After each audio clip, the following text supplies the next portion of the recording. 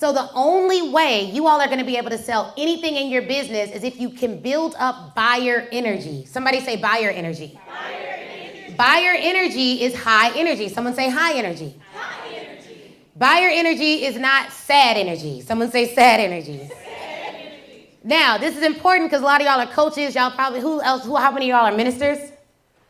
Okay, great. You got to be careful, right? Because when you're a minister, you can go straight into ministry and then you be leaving the event, you be feeling all good. You be like, I didn't sell a thing. I didn't make no money. But the people were blessed. Amen. The people were blessed. They were blessed. God, please provide. Okay? So like if you're a minister sometimes, if you go into ministry mode, you will literally leave all your sales goals on the table. You're like, well, it is what it is, you know? And so you're gonna have to be focused, very focused, because you need buyer energy. And what happens with our tickets for Black Women Sell Live, so we launched tickets late, and the reason we launched them late was, y'all will hear about it in this video soon, but I really launched tickets late because I went through some like traumatic stuff with like some of my clients who were sister girls. Some betrayal, some backstabbing, and I was just like, I don't know if I can do a whole event for Black women right now.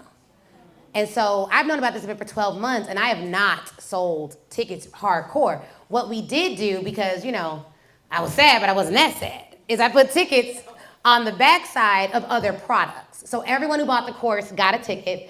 Everyone who's in the membership and did annual, they get a ticket. So we've sold hundreds of tickets that way, but we weren't aggressively selling it. How many of you have ever had like client hurt? They talk about church hurt, just talk about that client hurt, okay?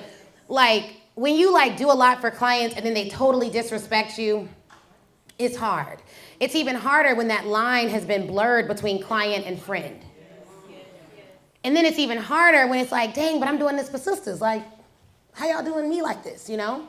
And then you be looking even worse because you like, if I was a man, you would have never done that.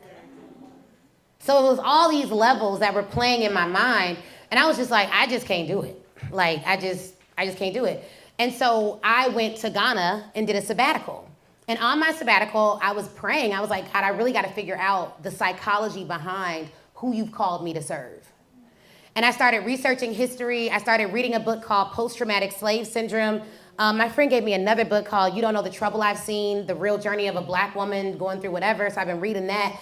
One thing about me, when I do an event and it's themed, I'm like a method speaker. You heard of method actors where they like do everything for that thing? I'm like that for speaking. So